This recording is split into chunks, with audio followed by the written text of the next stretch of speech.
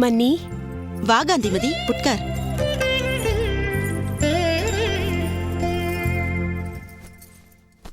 நீங்கள் இவ்வளவு சீக்கிரம் ஊருக்கு புறப்படத்தான் வேண்டுமா? சீக்கிரமா? இங்கு வந்து 10 நாட்களுக்கு மேலாயிற்றே. திருமலையில் எல்லாம் போட்டது போட்டபடி வந்திருக்கிறேன். உன் அண்ணாவும் புறப்படு என்றார்.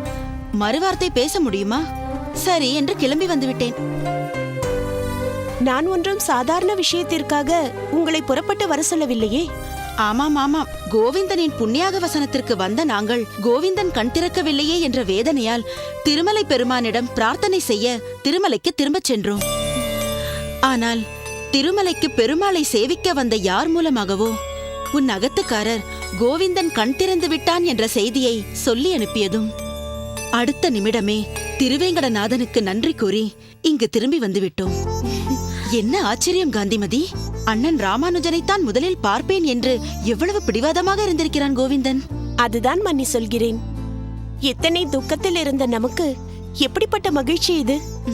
இந்த மகிழ்ச்சியை கொண்டாடுவதற்காகவாவது நீங்கள் இன்னும் ஒரு வாரம் இருந்துவிட்டு போகலாமே. மகளாச்சி, இது கொல்லையில் காய்ந்து கொண்டிருந்தது. கொடியில் காய போடும் போதே நினைத்தேன் இதை மறக்காமல் எடுத்து வைக்க வேண்டும் என்று. ஆனால் மறந்துவிட்டேன். சரி, அதை விடுங்கள். உங்கள் தங்கை என்ன சொல்கிறாள் என்று கேட்டீர்களா? என்ன சொல்கிறாள்? நீங்களே சொல்லுங்கள் அண்ணா. நீங்கள் இங்கே வரும்போது நிலைமை எப்படி இருந்தது? ஒருவருக்கொருவர் சிரித்து பேசிக்கொள்ள கூட முடியாமல் மனத்தில் எப்படி பாரம் அழுத்திக் கொண்டிருந்தது. கோவிந்தனுக்கு நிலைமை சரியான பின்தானே எல்லோருக்கும் மூச்சே வந்தது. முக்கியமாக பெரிய பிராட்டியும் மாப்பிள்ளையும் எப்படி வாடி போயிருந்தார்கள். மாப்பிள்ளை எவ்வளவு கலகலவென்றிருப்பார். ஒரு வாரமாய் அவரிடமிருந்து பேச்சே இல்லையே. வாஸ்தவம்தான் காந்திமதி. நாம் வெளியிலிருந்து ஆறுதல் சொல்லிக் கொண்டிருந்தாலும் அவர்கள் உள்மனதில் இருக்கும் சோகத்தை நம்மால் உணர முடியாது. இப்போதுதான் குடும்பம் பழையபடி கலகலவென்றிருக்கிறது. இந்த சந்தோஷமான நேரத்தில் இன்னும் ஒரு வாரம் இருந்துவிட்டு போகலாம் என்றேன். அம்மாடி, நீ சொல்வது 100% சரிதான். குழந்தை கண் திறக்காததனால் அடித்துக் கொண்டிருந்த சோகம் திருமலை வாசனை அடிக்கடி நினைக்க வைத்தாலும் அந்த சோகம் விலகிய பிறகுதான் தீர்த்த கைங்கரியத்தை இன்னொருவரிடம் விட்டுவிட்டு வந்துவிட்டோமே என்ற எண்ணத்தை மேலோங்க செய்திருக்கிறது. வெளியே சொல்லாவிட்டாலும் இதோ இவளுக்கும் அப்படித்தான் இருக்கும். இவள் திருமலையில் தன் அக்கம் பக்கத்து மாமிகளுடன் சத் விஷயங்களுக்கு போவாள். நாளுக்கு 2 முறை சீனிவாசனை சேவிப்பாள். அதெல்லாம் நின்றுவிட்டதே என்று உள்ளூர இவளுக்கும் வருத்தம் இருக்கத்தான் செய்யும். என்ன இங்கு ஆலோசனை நடக்கிறது? வாருங்கள் வாருங்கள், எங்கே 2 மாப்பிள்ளைகளும் சேர்ந்து ஒன்றாக சென்று விட்டு வருகிறீர்கள்? இவர் நாளை குந்திபுரத்தில் நடக்க போகும் தான சம்பந்தமாக இவரோடு பணிபுரியும் இன்னொரு பிரகஸ்பதியை பார்க்க போய் கொண்டிருந்தார். என்ன சகலை, எதுவும் வேலை இல்லை என்றால் என்னோடு வாருமேன் என்றார். சரி என்று நானும் ஒத்துக்கொண்டேன். மாப்பிள்ளையும் என்னுடன் வந்தது நல்லதாய் போயிற்று. அடுத்த மாதம் நல்லூரில் நடக்கப் போகும் கல்யாணத்திற்கு இவரை தலைமை பிரகஸ்பதியாக இருக்க சொல்லி கேட்டிருக்கிறார்கள். நல்ல விஷயம்தான். ஆமாம், ஊருக்கு புறப்பட்டுக் கொண்டிருக்கிறீர்களா என்ன? அதையேதான் நானும் கேட்டுக்கொண்டிருக்கிறேன். இன்னும் ஒரு வாரம் இருந்துவிட்டு போனால்தான் ஆயிற்று என்று நச்சரிக்கிறாள். அதையேத்தான் நானும் சொல்லலாம் என்று இருந்தேன். இன்னும் ஒரு வாரம் இல்லை 10 நாட்கள் 2 தங்கைகளின் அகத்திலும் இருந்துவிட்டு போகலாமே. சரி, நான் ஒன்று கேட்கிறேன். நீங்கள் 2 மாப்பிள்ளைகளும் ஏன் குடும்பத்தோடு திருமலைக்கு வரக்கூடாது? தேரும் கருட சேவி வரப்போகிறது. காண கிடைக்காத காட்சி அது. 2 குடும்பங்களும் சேர்ந்து வந்து அங்கே 1 மாதம் இருங்கள். திருமலையில் இந்த நேரத்தில் குளிர் இதமாக இருக்கும். ஏதோ பால் பொங்கும் மனம் வருகிறதே.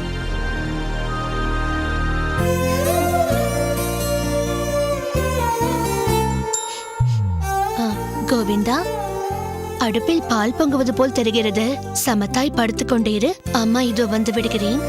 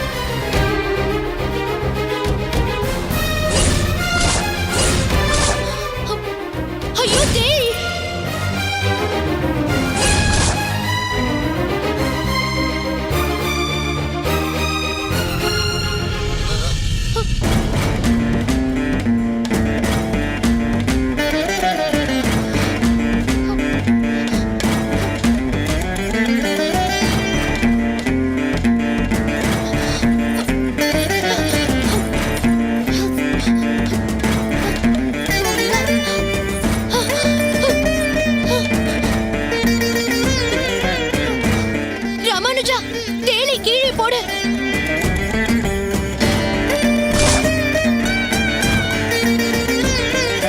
அக்கா, என்ன என்ன என்ன ஆயிற்று? ஐயோ!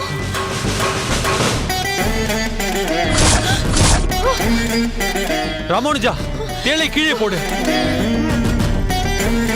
சொல்வதை கேள் ராமானுஜா. தேள் கொட்டிவிடும். கீழே போடு. மாப்பிள்ளை, ஏதாவது கட்டையை கொண்டு வாருங்கள், போங்கள்.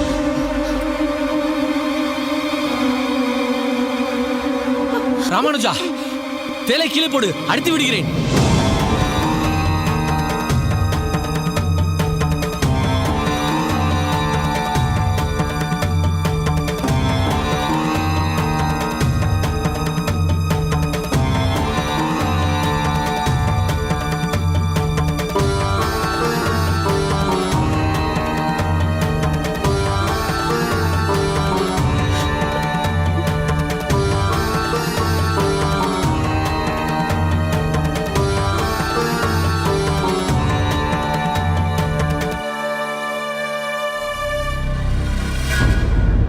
ராமானுஜா, என்ன காரியமப்பா இது? உன்னை தேள் கொட்டியிருந்தால் என்ன ஆகியிருக்கும்? விஷ ஜந்துக்களால் நம் உயிருக்கு ஆபத்து ஏற்படும். ஆகையால் அதை அடித்து கொன்றுவிட வேண்டும். கொல்வது எளிது, அது மனிதனால் முடியும். படைப்பது அது பகவான், அவரால் தான் முடியும். அவர் படைத்த ஒன்றை அழிப்பதற்கு நமக்கென்ன உரிமை இருக்கிறது? தேளுக்கு இதெல்லாம் தெரியுமா? அது பட்டென்று கொட்டிவிட்டு சட்டென்று எங்கேயாவது போய் ஒளிந்து கொண்டால்? சித்தப்பா, பகவான் ஒவ்வொரு ஜீவராசிக்கும் தற்காப்பை போதித்திருக்கிறார். தன் உயிரை தற்காத்து கொள்ளவே தேள் மற்றவர்களை கொட்டுகிறது. அதுதான் அதனுடைய தர்மம். நம்முடைய தர்மம் நம்மை பாதுகாத்துக் கொள்வது. நான் தான் கோவிந்தனை பாதுகாத்து விட்டேனே, பிறகென்ன? பாவம் அந்த தேள், எங்காவது வாழ்ந்து கொள்ளட்டுமே. ஆஹா, ராமானுஜா, எப்படி மாற்றி யோசிக்கிறாய் நீ? எவ்வளவு தெளிவாக விளக்கம் கொடுக்கிறாய். உன்னை புத்திரனாக பெற்றதற்கு இன்னும் எத்தனை ஜென்மங்கள் நான் பெருமாளுக்கு நன்றி சொல்ல வேண்டுமோ? கோவிந்தனை அன்று கண் திறக்க வைத்த நீ இன்று எங்கள் எல்லோரின் கண்களையும் திறந்து கொல்லாமையை போதித்திருக்கிறாய். உன் ஜீவகாருண்யம் எங்களை புல்லரிக்க வைக்கிறதடா ராமானுஜா. ராமானுஜா, நீ கூட இருக்கும் வரை கோவிந்தனுக்கு எந்த ஆபத்தும் வராது. ராமானுஜா, கோவிந்தன் உனக்கு நன்றி கடன் பட்டிருக்கிறான். தன் வாழ்நாளில் என்றாவது ஒரு நாள் அவன் அந்த நன்றி கடனை தீர்ப்பான்.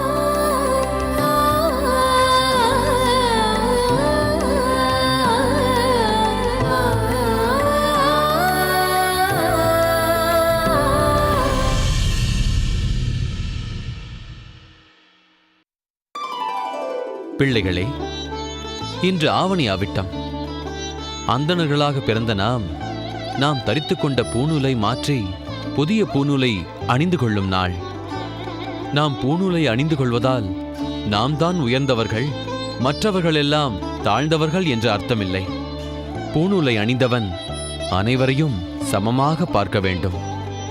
கருணை உள்ளம் கொண்டவனாக, கருணாமூர்த்தியாக விளங்க வேண்டும். இறைவனை வழிபடுவதற்காக நமக்கு கிடைத்திருக்கும் அங்கீகாரமே இந்த பூநூல். கோவிலுக்குள் உள்ள கர்ப்ப கிரகத்திற்கு சென்று பெருமாளை வழிபடக்கூடிய அங்கீகாரமே இந்த பூநூல். ஆனால் அந்த அங்கீகாரம் பிறப்பை பொறுத்தது அல்ல, ஒருவனுடைய குணத்தையும் அவன் செய்யும் கர்மத்தையும் பொறுத்தது. எனவே பூநூல் அணிந்து கொண்டிருக்கும் நாம் மற்றவரை தாழ்வாக நினைக்காமல் அனைவரும் மேலோங்கி வர உதவி செய்ய வேண்டும். இதையெல்லாம் நீங்கள் மனதில் வைத்துக்கொண்டு உங்கள் பூநூலை மாற்றி அணிந்து கொள்ள வேண்டும். சரி, சடங்கை தொடங்கலாம். நமஸ்காரம் சோமியாஜி.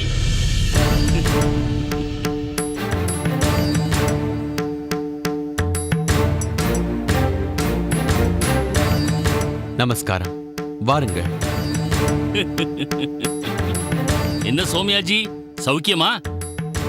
ரொம்ப நாட்களாகிவிட்டது உங்களை பார்த்து. ஆமாம், என்ன இந்த பக்கம் திடீரென்று? இன்று ஆவணி அவிட்டம் இல்லையா? அதனால் தான் உம்மை தேடி வந்தேன். புரியவில்லையே. புரியும்படியாகவே சொல்கிறேன். இன்று பூணூல் மாற்றிக்கொள்ள வேண்டும் அல்லவா? அதனால் ஒவ்வொரு வருஷமும் நான் பூணூல் மாற்றிக்கொள்ள பக்கத்து ஊரில் உள்ள கோவிந்த பட்டரிடம்தான் சென்று மாற்றிக்கொள்வேன். இப்பொழுது அவ்வளவு தூரம் போக முடியவில்லை. அப்பொழுதுதான் உங்கள் ஞாபகம் வந்தது. உடனே இங்கு வந்தேன். வருடா வருடம் இது ஒரு வேலை. ஆவணி அவிட்டம் என்றால் பழைய பூநூலை கழட்டிவிட்டு புதிதாக ஒன்றை தோளில் மாட்டிக்கொள்ள வேண்டும். இடையில் கொஞ்சம் மந்திரம் சொல்ல வேண்டும், அவ்வளவுதானே. அதை எங்கு செய்தால் என்ன? பக்கத்து ஊரில் சென்று செய்வதற்கு பதிலாக இங்கு உங்களிடம் மாற்றிக்கொள்ளலாமே. அதற்காகத்தான் வந்தேன். அதனால் நீங்களே கொஞ்சம் பூநூலை மாத்தி விடுங்கள். ஏன், நீரே அதை செய்து கொள்ளலாமே. என்ன சோமியாஜி, பரிகாசம் செய்கிறீர்கள்? மந்திரம் எல்லாம் சொல்ல வேண்டாமா? மந்திரம் சொல்ல வேண்டுமென்று தங்களுக்கு தெரிந்திருக்கிறதே. அதுவரையில் சந்தோஷம். இதோ பாருங்கள் சோமியாஜி, எனக்கு உங்களோடு தர்க்கம் செய்து கொண்டிருக்க நேரமில்லை. எத்தனையோ வேலைகளுக்கு நடுவில் தான் இங்கு வந்திருக்கிறேன். நான் கொஞ்சம் சீக்கிரமாக அகத்துக்கு திரும்ப வேண்டும். அதனால் நீங்கள் எனக்கு முதலில் மாற்றிவிடுங்கள். தட்சணை தாராளமாக தருகிறேன். போதும், அமருங்கள். பெருமாள் எனக்கு நன்றாகவே படி அளந்து கொண்டிருக்கிறார். எனக்கு வரவேண்டிய தட்சணையும் குறைவில்லாமல் வந்து கொண்டிருக்கிறது. உம் தட்சணையும் எனக்கு தேவையில்லை, உம் தாராளமும் எனக்கு தேவையில்லை. உம்மை போன்றவர்களுக்கு நான் ஆவணி அவிட்டம் செய்து வைப்பதில்லை. ஒரு அந்தணராக இருந்து கொண்டு நீங்களே பூணூல் போடுவதை பற்றி சர்வ சாதாரணமாக பேசுவது மனதிற்கு மிகவும் கஷ்டமாக இருக்கிறது. ஆண்டுதோறும் ஆவணி அவிட்டத்தன்று பூணூலை மாற்றிக்கொள்வது ஒவ்வொரு அந்தணருக்கும் உள்ள கடமை, பொறுப்பு. அதை பற்றி நீங்களே இப்படி அலட்சியமாக பேசக்கூடாது. இந்த பூணூலை நம்முடைய பெரியவர்கள் பரமம் பவித்திரம் என்று கூறித்தான் அணிந்திருக்கிறார்கள். புனிதமான இந்த முப்பொறி நூலை அணிபவர்கள் தூய சிந்தனை உடையவர்களாகவும் தான் செய்யும் காரியங்களால் பிறரையும் மன தூய்மை அடையும்படி செய்பவர்களாகவும் இருக்க வேண்டும். ஒரு உயர்ந்த பதவியில் இருப்பவர்கள் வெறும் உயர் அதிகாரியாக மட்டும் செயல்பட்டால் போதாது, அவர்கள் வகிக்கும் பொறுப்பை உணர்ந்து நடந்து கொள்ள வேண்டும். அப்போதுதான் அவர் செய்யும் பணிக்கு உள்ள மரியாதை தானாகவே வந்து சேரும். ஆனால் உம்மை போன்ற சிலர் பூணூலை மாற்றிக்கொள்வது ஏதோ தேவையில்லாத வேலை என்று நினைத்துக் கொண்டிருக்கிறார்கள். பொங்கலுக்கு முதல் நாள் போகி பண்டிகை அன்று பழையதையெல்லாம் தூக்கி போட்டுவிட்டு புதியதை மாற்றிக்கொள்வதைப் போல இந்த பூணூலையும் புதிதாக மாற்றிக்கொள்வதை ஒரு சடங்காக நினைத்துக் கொண்டிருக்கிறீர். பூணூலை பற்றி இப்படி இழிவான மனநிலையில் உள்ள உங்களுக்கு என்னால் புது பூணூல் மாற்ற முடியாது. இதை மாற்றுவதற்காக எவ்வளவு தட்சணை வேண்டுமானாலும் கொடுக்கிறேன்.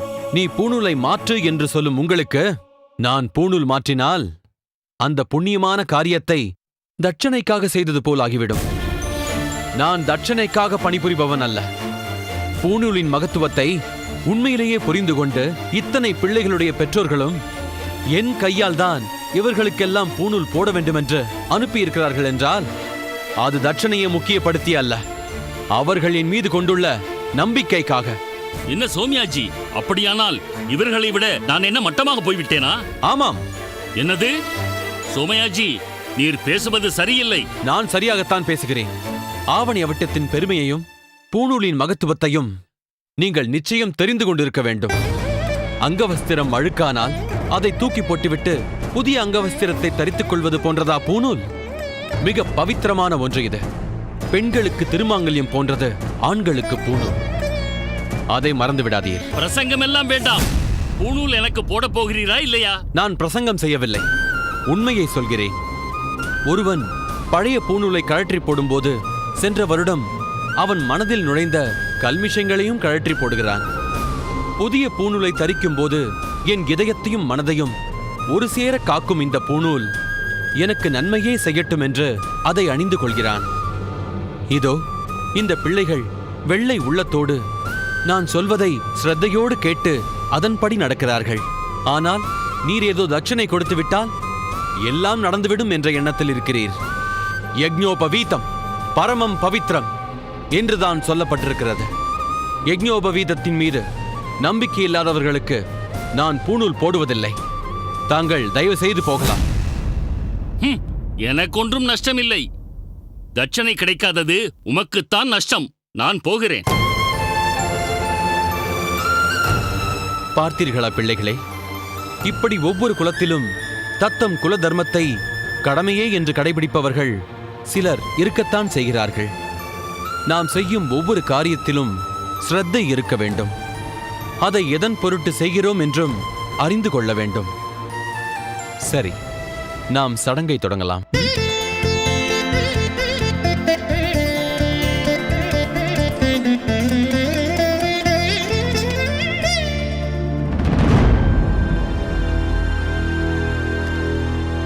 காந்திமதி,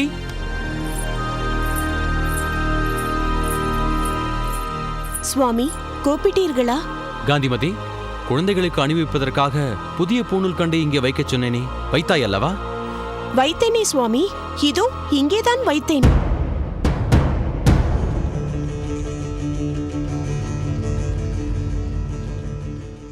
காணவில்லையே, யார் எடுத்திருப்பார்கள்?